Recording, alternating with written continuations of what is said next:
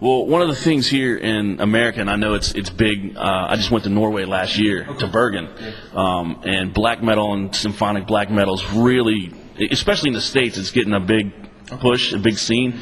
Why do you think kids are gravitating, and not just kids, but people my age, our age? Why do you think more people are gravitating more towards the black metal and symphonic black metal stuff nowadays? I think it just sounds a bit different. It's a bit of a change, because so far everything. No, not everything I've heard out of the States, but a lot of it is like death metal based. Right. It's got that like all hardcore based. And I suppose they haven't when it's done well, like the whole black metal thing, it's when you've got the guitars and all like the orchestras and stuff like syncing together and like mixing together really well. It gives this whole feeling. I don't know. It's just something completely different. Okay. And I think that's the reason why it's possibly picking up.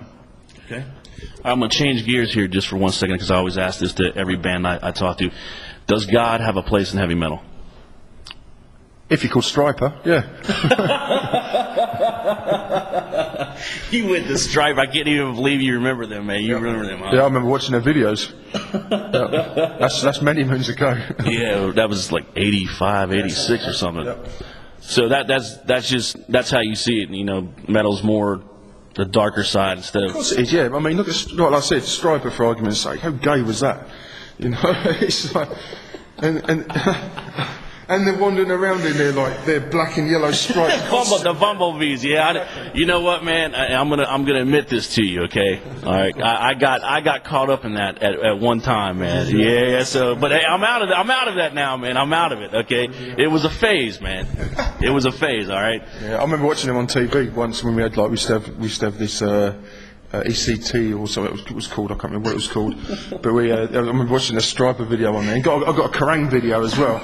I bought and it had Striper on there. Oh, what the hell is that? So you're dancing around doing widdly guitar solos, singing about God. All right, cool. Has there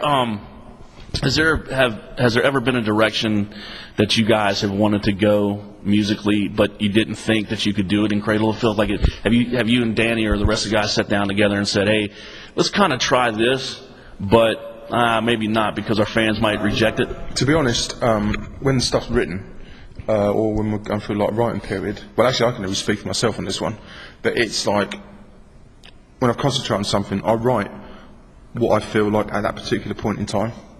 Okay. I don't think ahead and think, I want it to be like this, I want it to be like that. I mean, sometimes I do a little bit, but I don't actually make that the be all and end all of what I want to write. Because when you do that, if you don't actually, if you sit down and think like that, what's going to happen is the music's going to get stale. Okay. When it's got to come from feeling, it's got to come. When I write stuff, it's the same as like artwork and anything else that I do. It's all off the spur of the moment.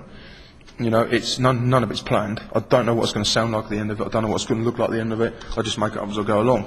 Okay. And with the writing of the songs, as long as like the hairs on the back of my neck stand up and I get the chills up my spine, that's when I know it's right. That's when you know. Yep.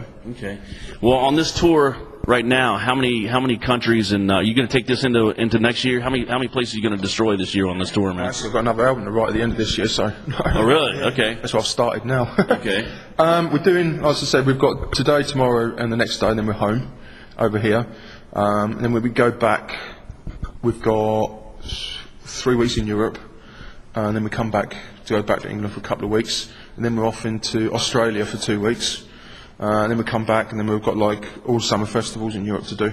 Okay. And then I'm hoping that we're going to come back out here at the end of the year again to do another tour. That'd be very cool. That's what we're trying to do. That's what, fingers crossed, that's what I really want to do. Very cool. Okay. Well, last question, man. If Satan shows up tonight, do you think he'd be pleased, man? You think Satan would think this is a great show tonight? Of course, he's going to cream his pants. Hey, you heard it here first, man. Satan is going to cream his pants with Cradle of Filth, man. Well, hey, man, do you have anything to say to your fans before we go?